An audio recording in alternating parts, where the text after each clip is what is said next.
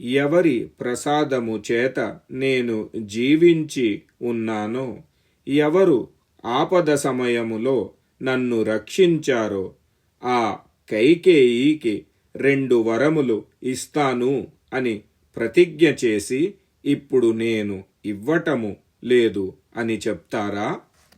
మహారాజా, మీరు ఈ రోజునే నాకు 2 వరములు ఇస్తాను అని చెప్పారు. ఇప్పుడు దానికి విరుద్ధముగా ఇవ్వను అంటున్నారు. మీ కులములో మీకన్నా ముందు వచ్చిన మహారాజులు మస్తిష్కము మీద ఎంత పెద్ద కలంకము ఇది అని ఆలోచించారా? శిబి చక్రవర్తి గ్రద్దకు పావురముకు అయిన సంఘటనలో ఆయన మాంసము ఇచ్చి గ్రద్దకు న్యాయము చేశారు. అలాగే అలర్కుడు బ్రాహ్మణునకు తన 2 నేత్రములు దానము ఇచ్చారు. వారు ఇద్దరు పరమ ఉత్తమగతి ప్రాప్తించారు. సముద్రుడు దేవతల సమక్షములో నియతమైన సీమను ఎప్పుడూ లంఘన చేయను అని ప్రతిజ్ఞ చేశారు. అప్పటి నుండి దానికి ఉల్లంఘనము జరగలేదు. మీరు కూడా ఆ పూర్వ మహాపురుషులు లాగా వాగ్దానము చేసి దానిని తప్పకూడదు. రోషముతో రాణి కైకేయి ఈ అపశబ్దములు చెప్పారు.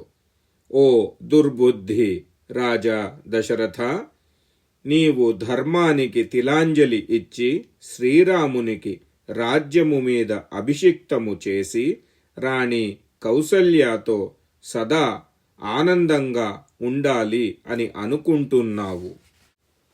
నా మాటకి తిరుగులేదు. మీరు ప్రతిజ్ఞ చేశారు. ఇందులో ఇంకా ఏ పరివర్తనము జరగదు.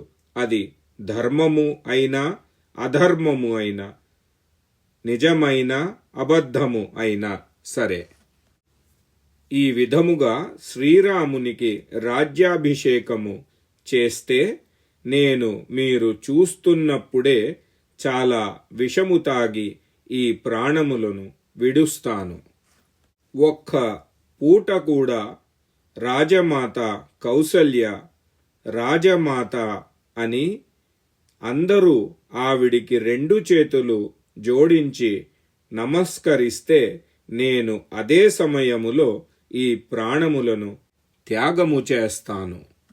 ఓ రాజా దశరథ, నేను నా పుత్రుడైన భరతుని శపథము చేస్తున్నాను. శ్రీరాముని ఈ రాజ్యము నుండి బహిష్కరించాలి.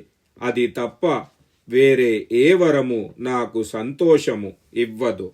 ఈ విధముగా మాటలు చెప్పిన కైకేయి ఇంకా శాంతించింది. మహారాజు దశరథుడు చాలా సంతాపముతో ఆవిడిని ప్రార్థించారు.